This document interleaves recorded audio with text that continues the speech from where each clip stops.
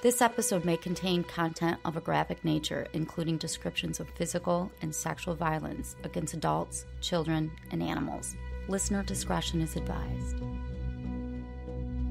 Hi everyone, I'm Tanya. And I'm Talia. And we are Crimes and Consequences, a true crime podcast.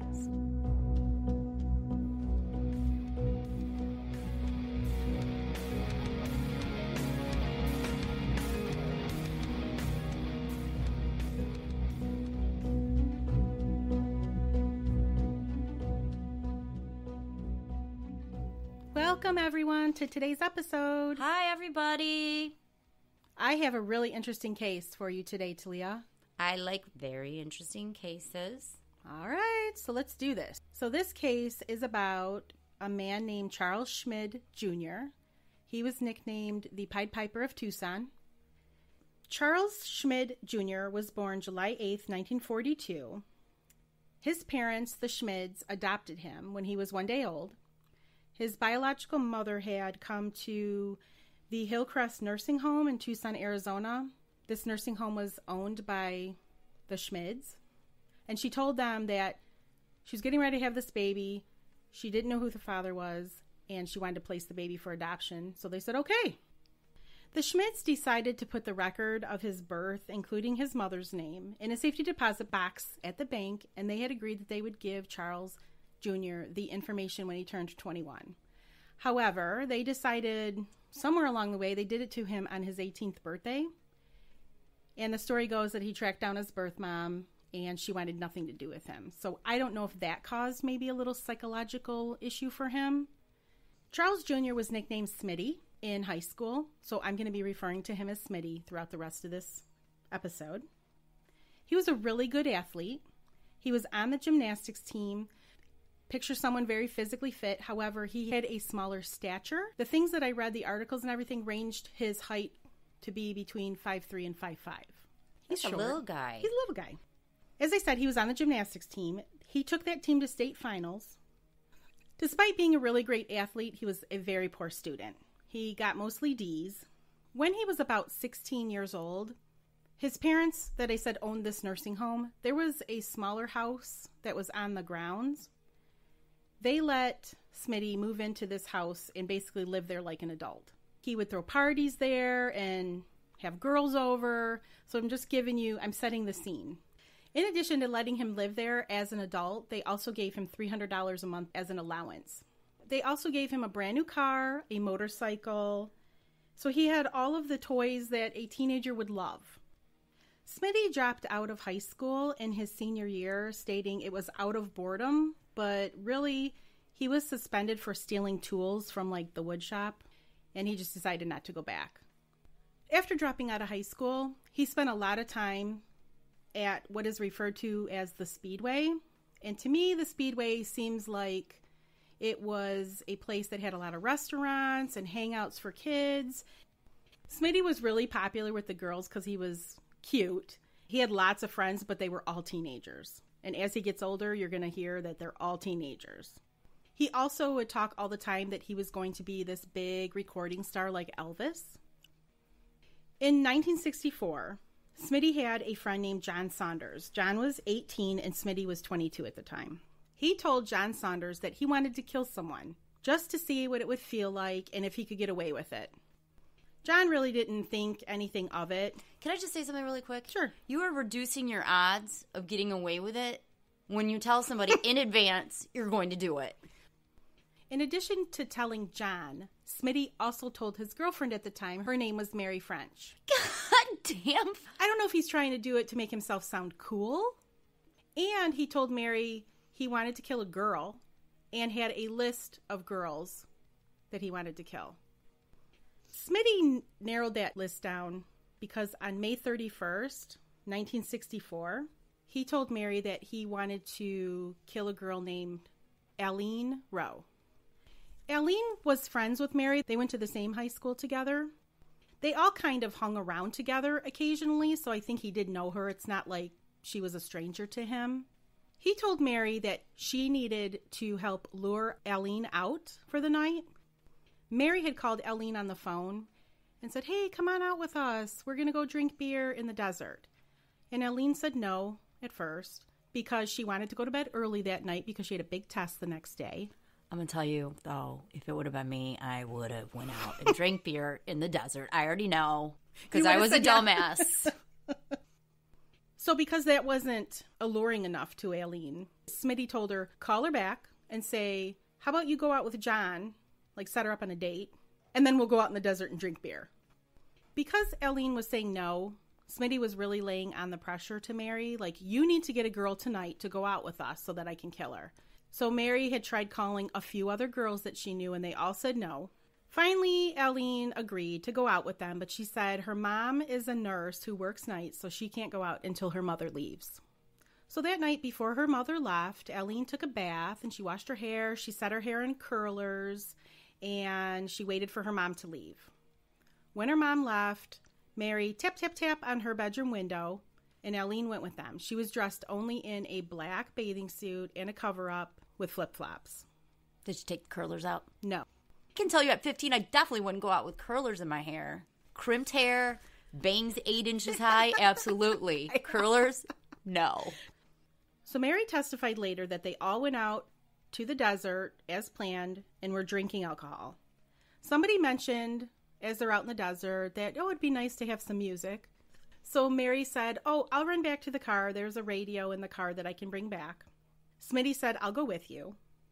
Then, as they're walking to the car, Schmid and Mary, they hear Eileen scream. Schmid ran back. He saw Eileen pulling away from John, so I'm thinking maybe John tried to make a move on her. Schmid then told John to put his hand over her mouth, and Schmid started to tie Eileen's hands behind her back. So instead of coming to help her, he joins in. He tied her hands together with a guitar string. So as this is happening, Eileen's like, what are you doing? Why is this happening? What did I do wrong? What's wrong? Told her, Schmid and John, that Mary told them to do it to her because she hated Eileen. Eileen said, I don't believe you because Mary's my friend. And the next thing they do is they lead Eileen down to something called a wash. It is a low point in the desert that we think maybe like has a little trickle of water and some vegetation. When they get down to the wash, Schmid told John to take off Eileen's bathing suit. He tried, but he couldn't get it all the way off because she has her hands tied behind her back. So Schmid unties them and takes Eileen's bathing suit off of her. He had laid her cover up on the ground and told her to lay on it. He then told John, quote, go ahead, unquote. John tried to kiss Eileen. He tells Schmid that he can't do it because she's crying so much. Schmid then told John to go take a walk, quote unquote. Because he needs his privacy. Because he needs his privacy. And so John walked away and went to go smoke a cigarette. And where is Mary? Mary is at the car. Staying away. Because she knows what's probably going to happen. After a minute or two, he heard Schmid call for him. And he came back to find Eileen with her bathing suit back on. And she was adjusting the straps. They all stood up and they started walking. And they let Eileen walk a few steps ahead of them. Schmid picked up a large rock, and he gestured to John to hit Eileen with the rock, but John was like, no, I'm not doing this. Schmid then told John, go get Mary. So this has been like maybe about a half an hour has passed. And John goes to the car. Mary's sitting in the car. She's crying. And he told her that Schmid wanted her to go to him. I'd be like, no, thank you. Yeah, she refused and said, if Schmid wants me to come, he needs to come get me. So John leaves Mary and goes back to Schmid. And when he went back to where Schmid was, he saw Eileen lying on the ground with blood covering her face and head. And there was blood on Schmid's hands and on his shirt. Schmid asked him, where's Mary? And John said, Mary said for you to go get her. So now, okay, Eileen's laying out in the desert, probably dead. Did he hit her with a rock? I believe he hit her with a rock, yes. John and Schmid are walking back to the car where Mary is sitting. And when Schmid got back to the car, Mary said he was breathing kind of hard, kind of seemed excited, on a high. Mary said that Schmid told her, we killed her, and that he loved her and he kissed her. She said that when he kissed her, he got blood on her blouse that she noticed when she got home. As it was described in the information that I read, I got a lot of this information from a book called Cold-Blooded Murder in Tucson by John Gilmore. Mary was deeply in love with Schmid, so I'm thinking this is why she just went along with things. Not that this is an excuse, because it totally isn't, but she's a stupid teenager. Very stupid teenager. I mean, I was a stupid teenager. I know. But this is a whole level different. So now Schmid, John, and Mary are at the car, and they had brought shovels with them. So Schmid goes to the trunk, he grabs the shovels, and Schmid, John, and Mary go to where Eileen's body is. Mary said that Eileen only had the bathing suit on, and the curlers that were in her hair were everywhere. Schmid tells John to start digging, and Schmid is digging with his hands, but he's not moving fast enough. So Schmid grabs the shovel and tells Mary to start digging. So Mary's digging this hole. They end up digging the hole, and they put Eileen's body in the hole. They gather up as many curlers as they can. They put that in the hole, and they put her cover up in there. And they bury her. It's a very shallow grave, though. They went back to the car. They wiped down the car of any fingerprints that they thought, so that Eileen's fingerprints are not in the car. They drop Mary off at home. And Schmid tells them their cover story is that they went to Eileen's house to pick her up to go out, but she never answered. They dropped John back off at home, and Schmid and Mary just went out together. The next morning, Eileen's mom, Norma Rowe, comes home from work, and at first she thinks Eileen's at school. But then she notices that her bed is a little unkempt, like it's not made, and she said that was really unusual. She notices Eileen's school books are in the exact same place they were the night before, and her purse is also in her bedroom. So she calls the school to find out if Eileen is at school, and she isn't. So now she's like, oh my God, there's really something wrong. Because Eileen apparently was a good kid. She calls the police, and the police tell her, you're probably overreacting. Eileen probably just ran away, because apparently Tucson at this time had a huge problem with runaways. Well, even if my kid ran away. I know, I right? want help. They're just kind of like, oh, I'm sure she'll be back. What do the police think? She's going to go out, get a bank account, get a job, and succeed? No. The police are no help. Norma pushes back to the police and says, no, Eileen would not run away. You really need to do some investigating. So they did, but they came up with nothing. They interviewed Eileen's school friends. They interviewed Mary, John, and Schmid. And unfortunately, Eileen's case grows cold. Despite Mary being Schmid's girlfriend, he also dated a lot of other girls, so he was not faithful to Mary. In July of that same year, 1964, Schmid noticed a cute blonde girl at the Himmel Park swimming pool, which is off the Speedway. Her name was Gretchen Fritz, and she was 17. When he saw her, he described her sort of as looking frazzled. He told one of his friends that she's a wreck looking for it to happen, quote unquote.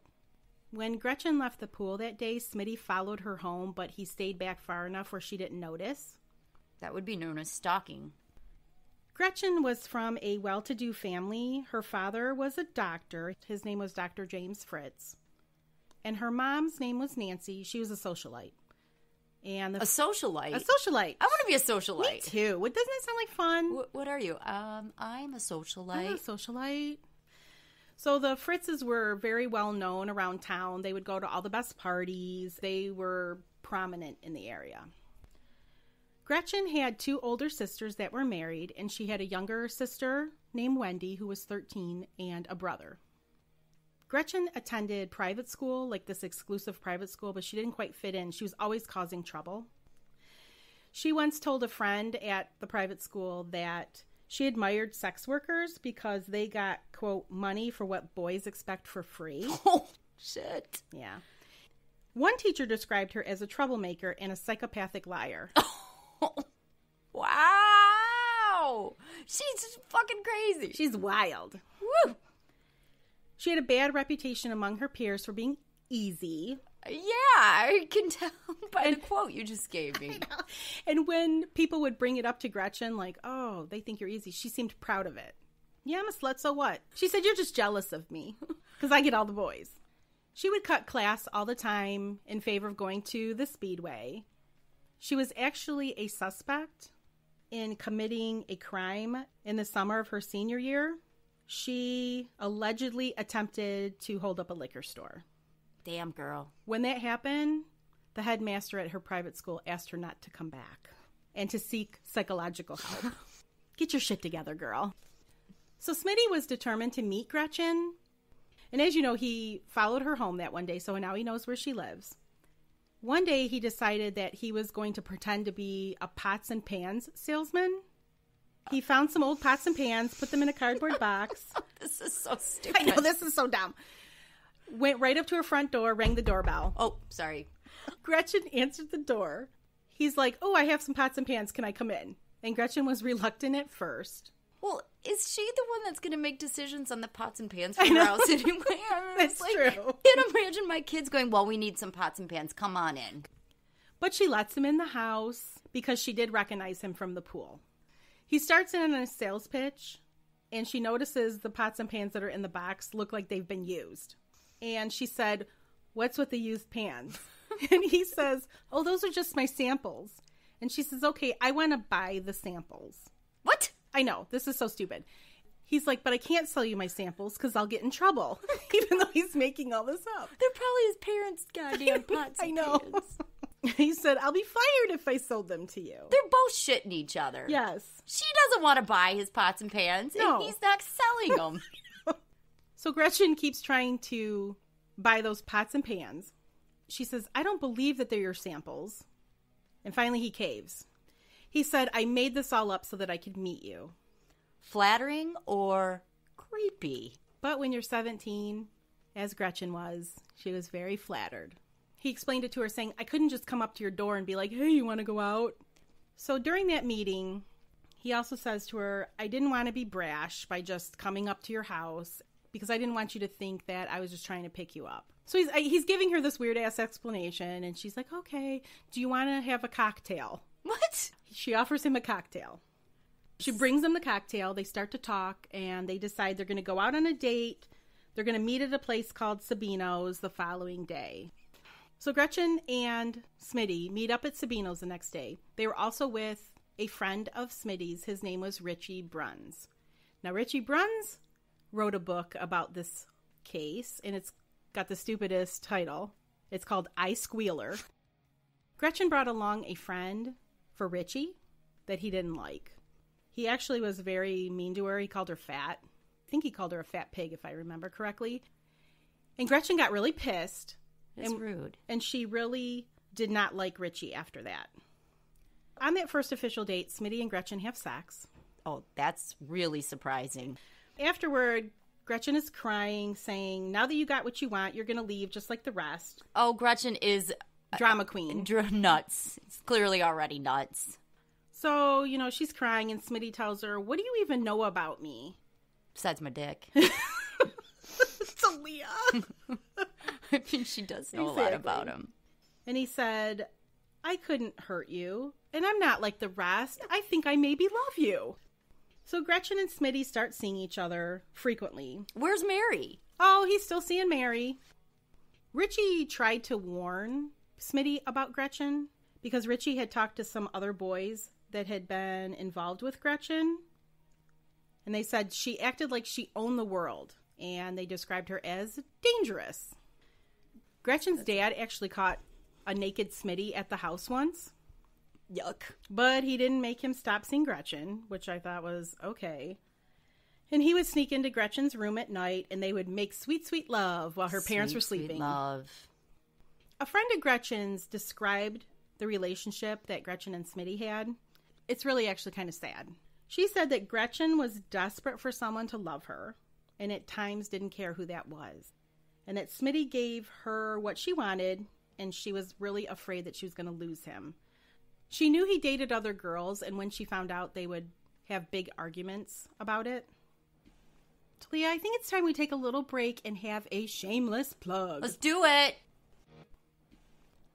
All right, everybody, we are back. Tanya's going to share some more of the crazy cuckoo story. How cuckoo does this get? Oh, just wait. So around the same time, Smitty is dating another girl, and her name is Darlene. He actually proposed to her. She was 16. He's 22. So deep. He's such a Romeo. So they get engaged. He bought a $3 engagement ring. He gives it to her. And he says, okay, now that we're engaged, you need to give me the money that you're earning at your babysitting job. He wanted the money so that he could further his rock and roll career, buy that studio time. Darlene was a big Elvis fan, but of course she was not keen with giving Schmid her hard-earned babysitting money. So she's like, no. She never gives him money despite how many times he asks her. And so then he just kind of sort of started ignoring her. And so she would mope around school like, Smitty's not calling me. And she ends up giving her engagement ring to Richie and says, I'm going to break up with Smitty. You need to give him back the ring. Richie really liked Darlene. So he ends up asking her out. And they start dating for a little while. So even though Smitty is dating Gretchen, Darlene, and Mary French, he was incredibly jealous that Gretchen would be dating someone else. And Gretchen did go out with other boys, and some of it got back to Smitty. So now he cooks up this plan with Richie. He gets Richie to type letters to Gretchen's parents that say, where was your darling daughter last night? She was out seeing Smitty. Like, your daughter snuck out of the house kind of thing. Is he leaving him at the doorstep, putting him in the mailbox? The whole idea, besides saying your daughter was out with Smitty and you didn't know, he was hoping that they would keep a better eye on Gretchen. This is stupid. So that she couldn't date any other boys. He also had Richie type letters to the health department saying that Gretchen had some STDs. What is the point of this? And the best part is he then told Gretchen that Richie wrote the letters and sent them. Technically. Around this time where Richie is helping Smitty write these letters, Smitty tells him about Eileen Rowe's death and what happened. So how many people has he told now? This is now number 3. Richie remembers a time where he was trying to get a hold of Smitty. He's calling Smitty's house. Smitty's not answering. The next day, Richie runs into Smitty at the Speedway and says, I tried to reach you all day yesterday. What happened? Smitty says, oh my God, I had to fix the phone so it wouldn't ring because Gretchen was ringing my phone off the hook. Richie couldn't believe this story because he said nobody bugged the Smitty I knew. Meaning nobody got under Smitty's skin like that. So he called him out on it. And he basically said, Smitty, why are you letting this girl get to you? And you're acting like a little kid, shutting off your phone or whatever. So he said, oh, I took Gretchen out to the desert and I showed her where I buried Eileen Rowe. And now she's holding it over my head. And she's making me do whatever she wants. And he told the craziest bitch you could possibly tell. So sometime in August of 1965, we're going to fast forward now, Mary French had left town a little while back. She was in Texas. She had family there that she would go back and forth. And she demanded that Smitty marry her because she was pregnant with his baby. Mary called Smitty's mom, demanded money, and said, I'm pregnant with Smitty's baby. You need to give me some money. And his parents did not give her any money.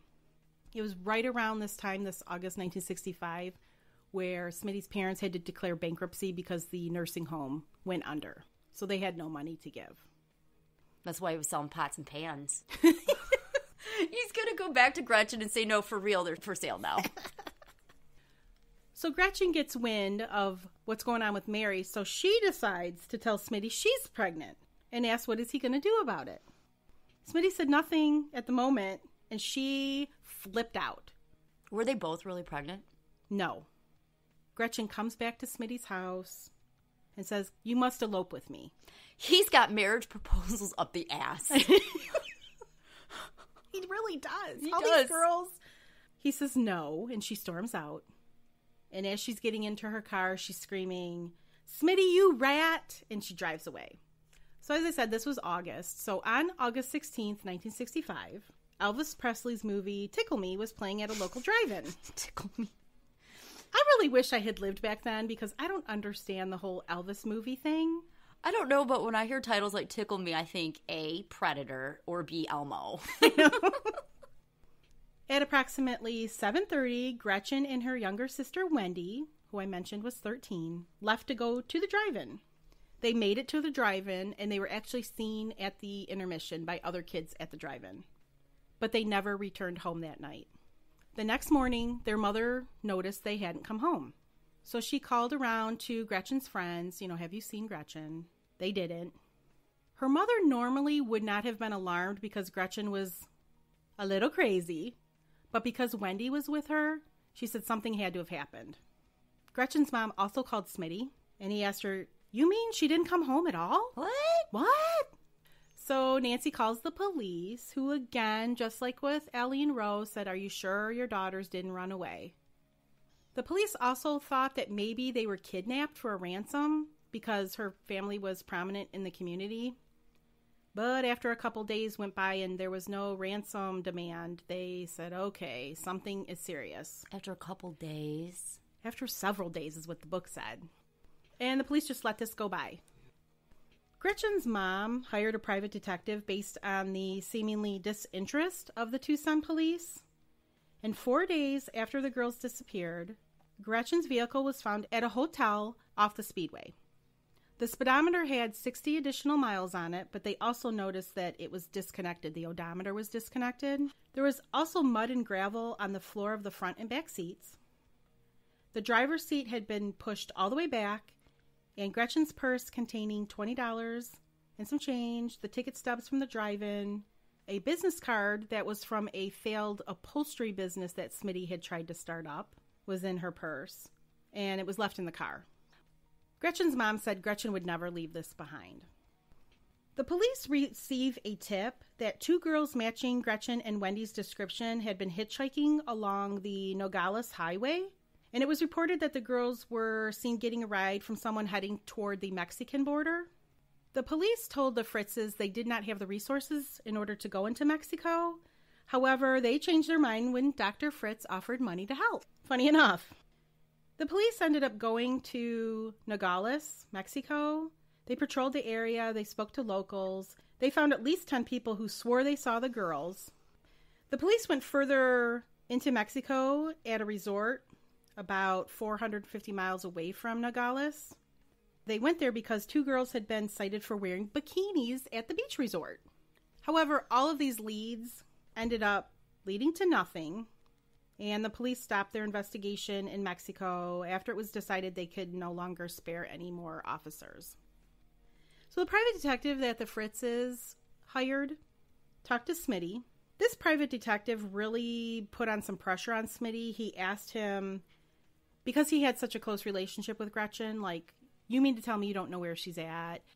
So Schmid finally told the private detective he believed Gretchen was always ready to leave and that maybe she went to San Diego. So he's sending them on a wild goose chase. But everybody's forgetting that if she was going to leave, why would she leave with her 13-year-old sister? That's just a burden. At one point, Richie is at Schmid's house, and Schmid says to him, I suppose you know what happened to Gretchen. And Richie said, no, I do not know what happened to Gretchen. Schmid tells Richie that he killed Gretchen and Wendy, and that he had done it right there in his living room. He said he strangled them. Schmid said he took the bodies and put them in Gretchen's trunk, and then he just dumped them out in the desert because he just didn't care anymore. He felt like he put them in an obvious spot. Richie was doubtful that Schmid killed Gretchen, so he said he wanted to see the bodies. So Schmid's like, okay, come on, we're going to go look at the bodies. So Schmid takes Richie out to the desert to a popular drinking spot that all the kids would go to. They started walking around, and Schmid wasn't finding the bodies. And he says, oh, wait a minute, I smell her. And he starts walking one way. Then Richie smelled her too. He said, I just knew what it was when I smelled it. Schmid calls to him and says, come here. And when Richie came over to him, Schmid pointed to the ground and said, that's Gretchen. And Richie described it as a black form with all the ground around her had turned black. He said he couldn't identify a face, a nose, or anything. It was just black. He said you could see her hair, and he felt it. He felt it? He felt it. He said it felt very wiry. Why did he feel it? I don't know, because he's weird.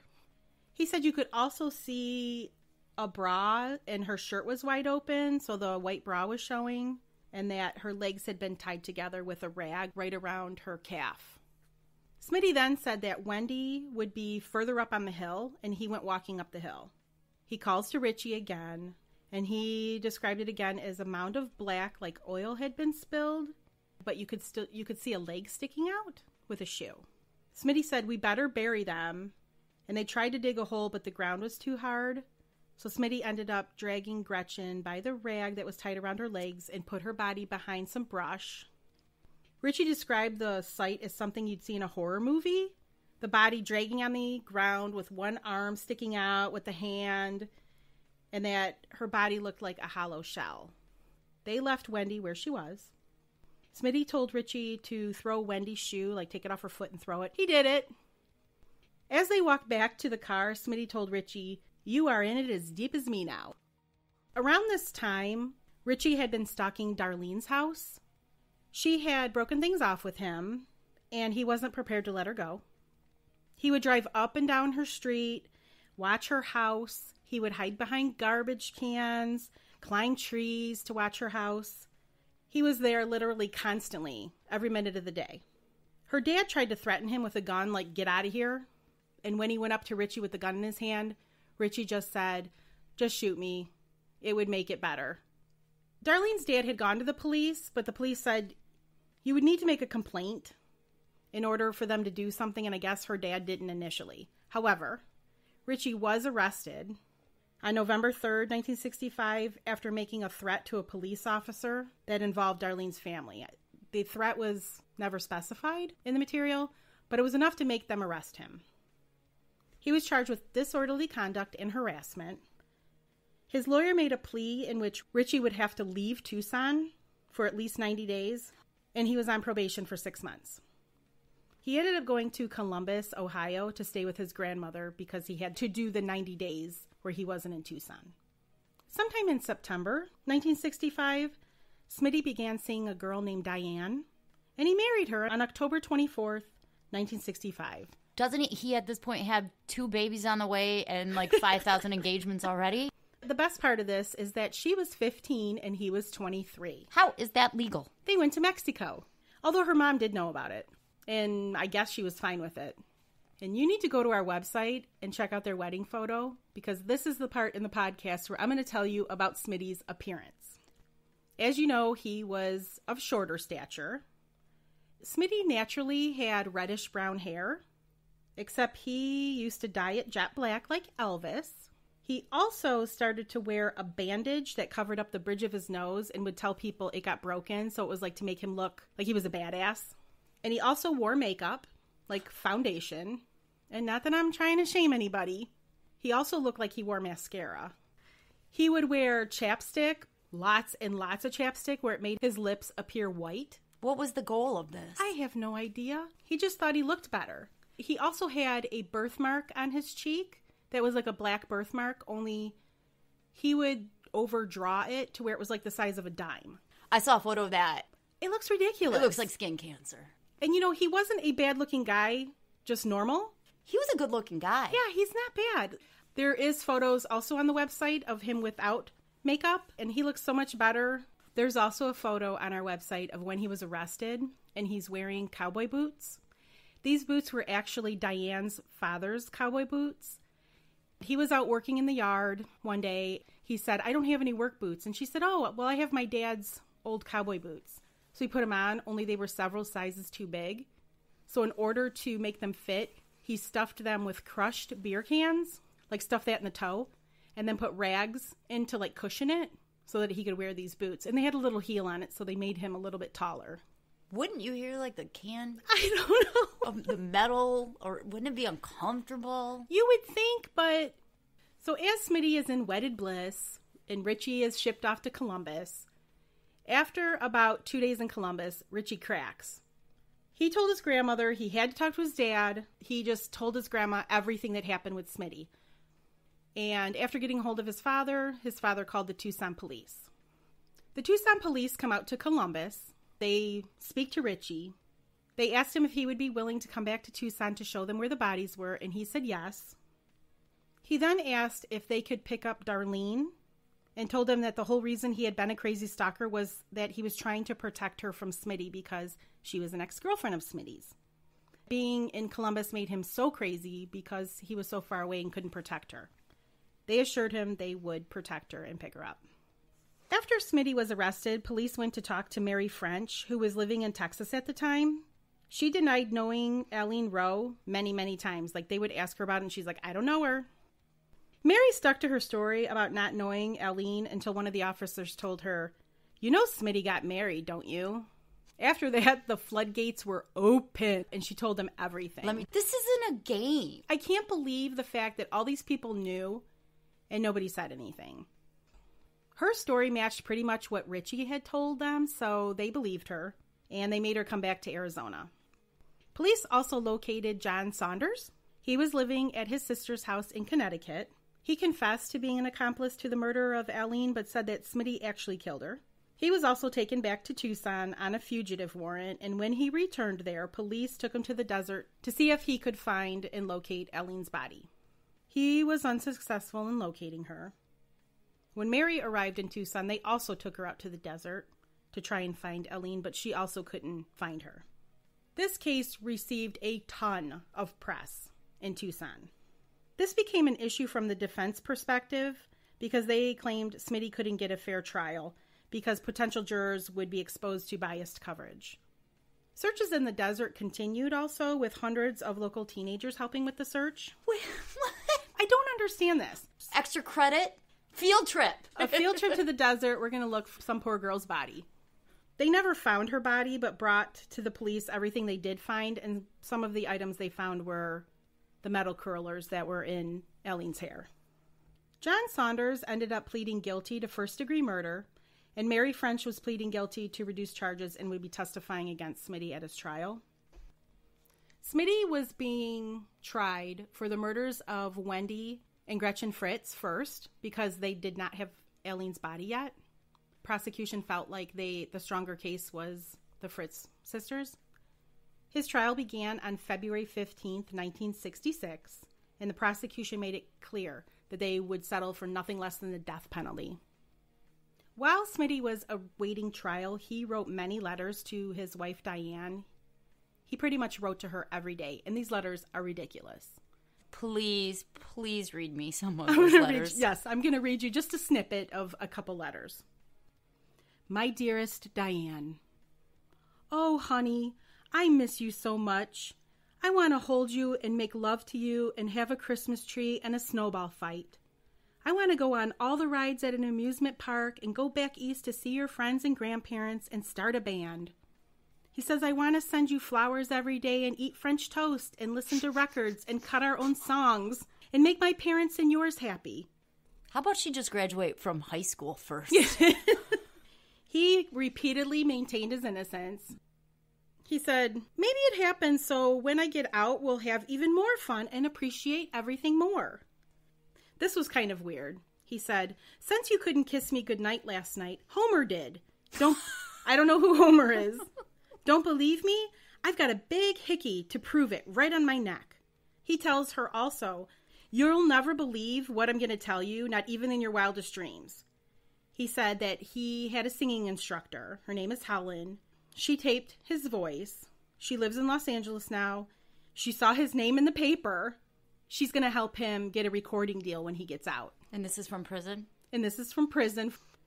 He talks about how she always thought I was polite and a doll and that I had a real tough voice. He mentions his voice is tough, T-U-F-F, several times in this letter. These letters just go on and on. He advises Diane to start saving $25 a week for when he gets out, and they can run off to California, apparently. When the trial started on February 16th, it took nearly an hour for them just to get through the roll call for the 98 prospective jurors.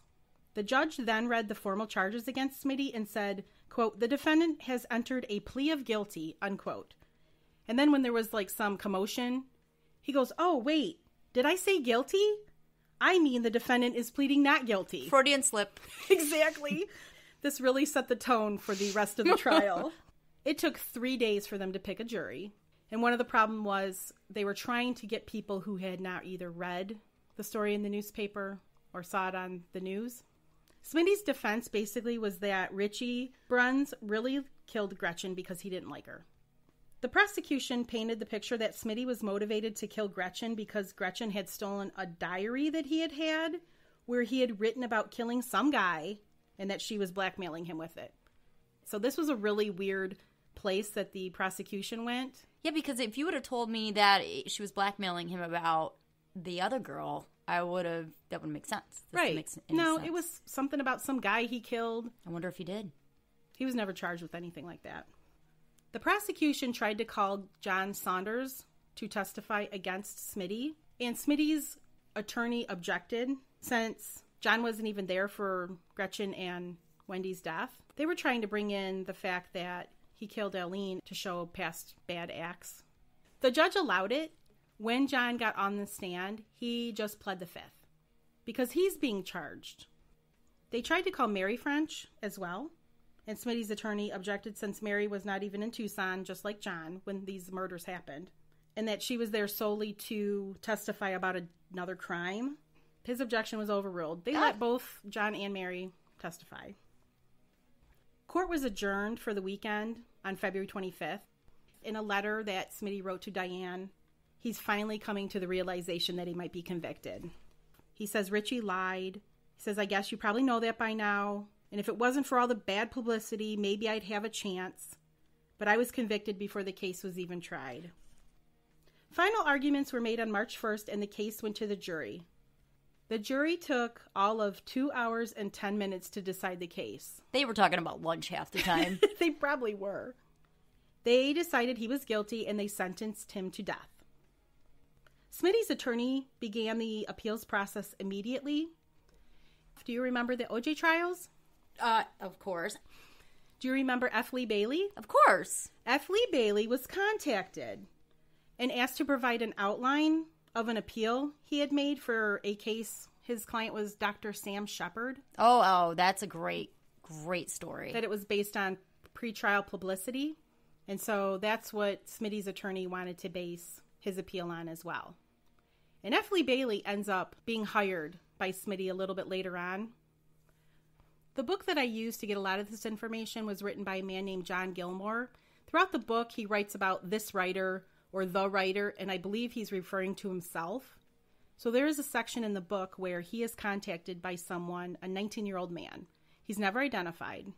This 19-year-old man told the writer of the book that Schmid had told him how he killed Gretchen and Wendy.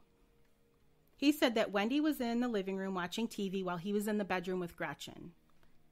He strangled Gretchen, then came out to the living room and strangled Wendy.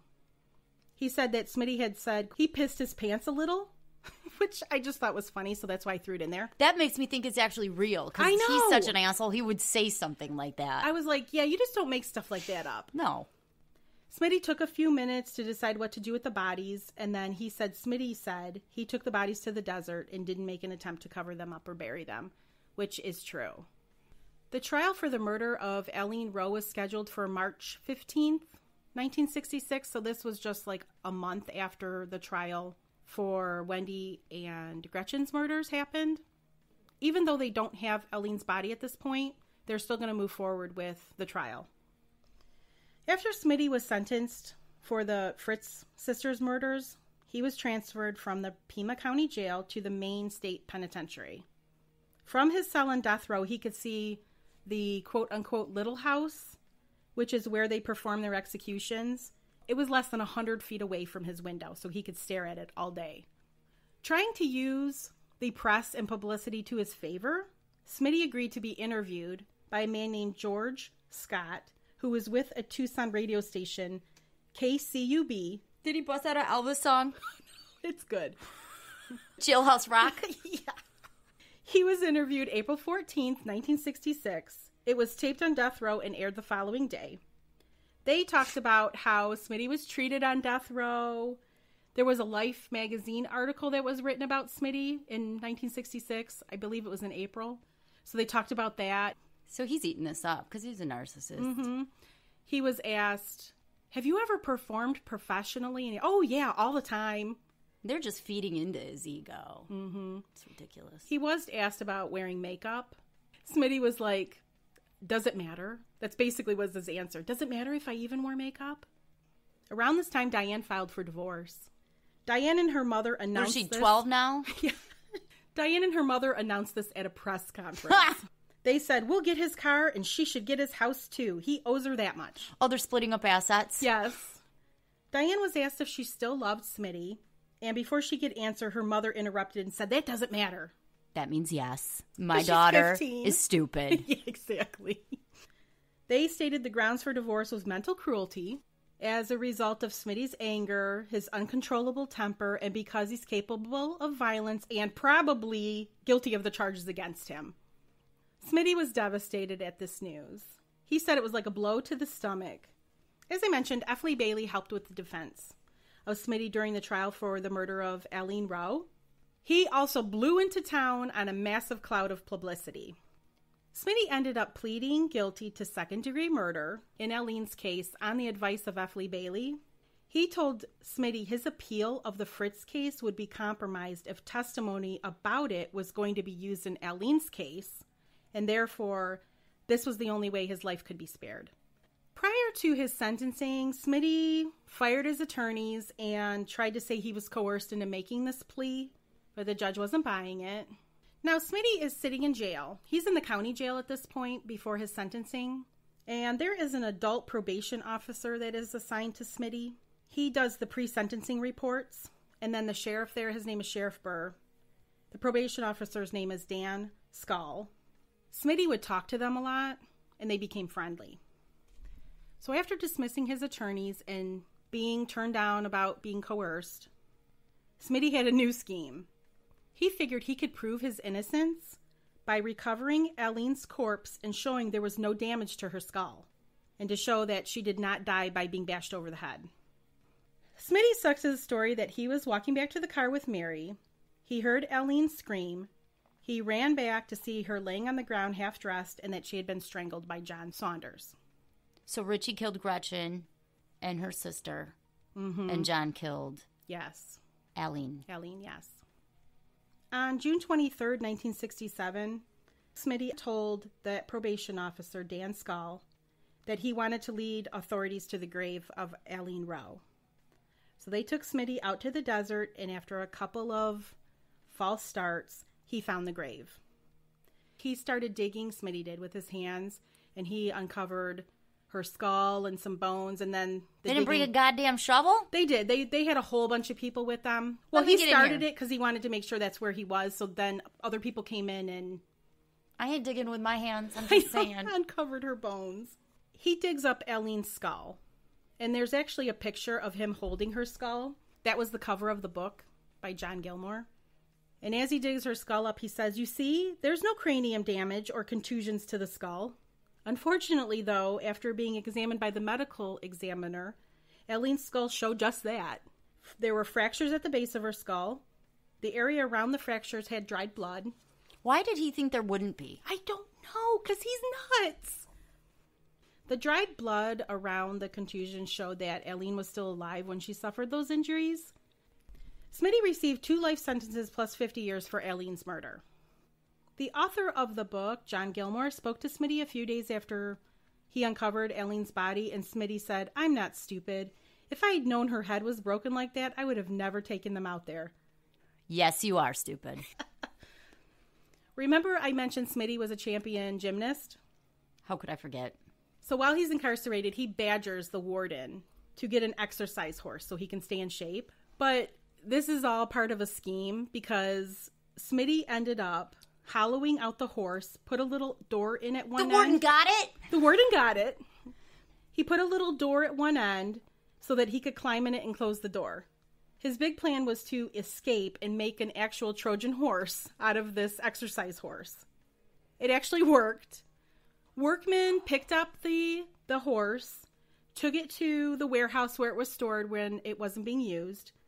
Schmid got out of the horse after everyone was gone, and before he could leave the warehouse, though, people came into the warehouse. He was hiding in a closet, and he was found. So he didn't get very far, but he did make it out of the prison. Please. This is a lot of stupid. The whole story is stupid. It's too much stupid for me, Tanya. And would you believe, like Ted Bundy, this was not Schmid's only escape attempt. He attempted another escape on November 11th, 1972. And this time he did make it out. He made it out with another inmate. But after the breakout, news did spread throughout the state of Arizona that he had escaped. So pretty much everyone was on high alert looking for him. Schmid was in Phoenix trying to catch a freight home south to Tucson, and he found a blonde wig somewhere. The wig was described as a garish yellow wig, bouffant style, that clashed starkly with his dark skin and quickly sprouting black beard stubble. And I promise you guys, you will see a picture of this on the website too. A Southern Pacific employee noticed the wig. The weird yellow wig is what he said. And he probably wouldn't have noticed Schmid if he wasn't wearing that stupid wig. He wasn't exactly popular with the other inmates. They all felt that he had like a really high opinion of himself and looked down on all of them. He probably did. So 2 inmates, Dennis Roy Eversole and Jimmy Farah, thought it would be a great idea to knock Schmid down a few notches. They ended up beating him very badly, and he was found in a pool of blood, and he had been stabbed several times in the face and body. He was alive and rushed to the hospital where they did surgery to his right eye, which had been stabbed with a knife. Ouch! They ended up having to remove that eye. Schmid lost a lot of blood. There was deep stab wounds in his chest. And he ended up dying from his injuries 10 days after he was attacked. He died on March 30th, 1975. Schmid was 33. His parents refused to claim his body, and so he is buried at the prison cemetery. Dennis Roy Eversole received 10 to 10 and a half years for the attack on Schmid, but was murdered by another inmate the same year he attacked Schmid, the day after Christmas. Payback. Jimmy Farah was sentenced to 10 to 20 years, and he was released on parole in 1982. Talia, that is my insane story about the Pied Piper of Tucson, Charles Schmid Jr. It's like you took stupid and then you added stupid to it. I sprinkled stupid and then all you around. sprinkled some stupid on it. Do we ever know what happened with Mary and John and the Squealer? John went to prison. I believe he was sentenced to life. He did not get the death penalty. Mary did serve some time. She should. Mm-hmm. Thank you, everybody, for listening to us. And remember, you can go to our website, tntcrimes.com, to see some great pictures. And follow us on social media. Follow us where you're listening to this podcast. Until next week. Until next week, when we'll have another fantastic, weirdly sickening story, I'm sure. We'll see you then. See you then. Bye. Bye.